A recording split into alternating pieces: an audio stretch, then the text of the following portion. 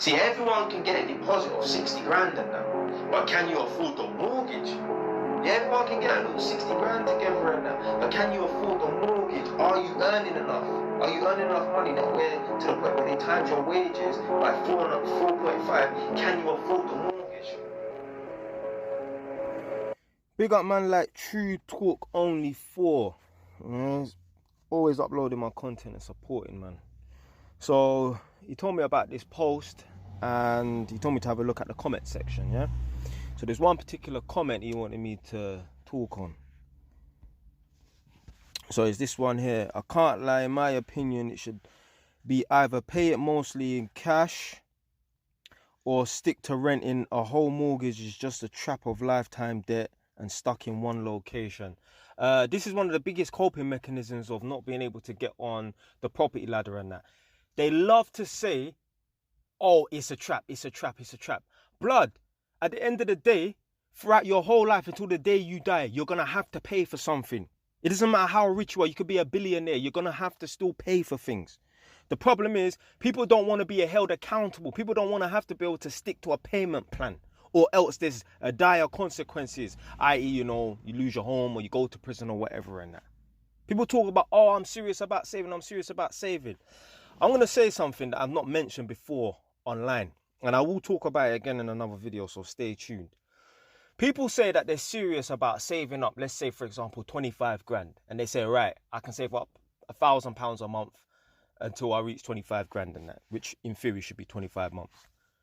If you was truly that serious about saving up 25 grand, wouldn't you accept a loan from the bank that's interest free, but for the next 25 months, you fucking best pay back £1,000 a month. You might get 1 month's grace period and that. Like, there's people right now that will say, yeah, I'm serious about saving up 25 grand. I'm serious. But if they was actually given the option to be given that 25 grand in advance so that they could, let's say, buy a property with it. If they was given that 25 grand in advance, but they have to every single month have to pay back £1,000, or there's going to be problems and that. Certain people will be like, nah, I'd rather wait the 25 months, which is basically 2 years and a bit, to save up that money and that. Because people don't want to be held accountable. This is why these idiots want to be their own boss and a quote-unquote entrepreneur. It's not because they have some God-given talent where they're good with money from day one, like me. Man was buying and selling crisp and drinks from year 8 to year 11. Basically end of year 7, but call it year 8 to the end of year 11. I got kicked out for it. These people want to be bosses, their own boss, quote unquote, they're called idiot entrepreneur, and they can't even spell the word entrepreneur, but they think they're entrepreneur and that. Do you know why? Because they don't want to have to get up every day and be at work at 8 a.m.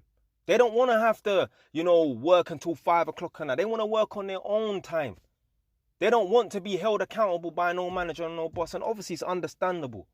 But they don't want to be held accountable. They want to be able to just do what they want and, just live life on their terms without having to put in any real hard work and that.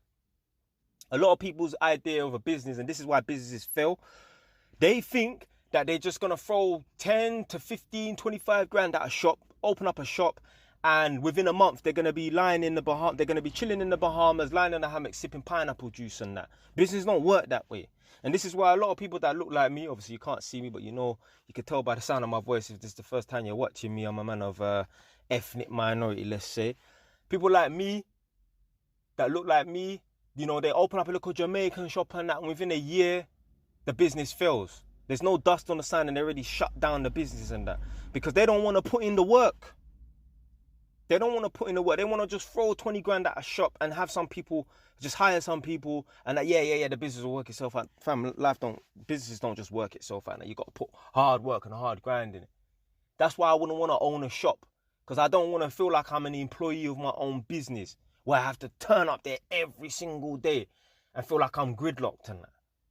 So, yeah, man, these guys want to talk against mortgages and that. First and foremost, all these people that talk against mortgages, they won't be able to get a mortgage. Their credit score is too shit.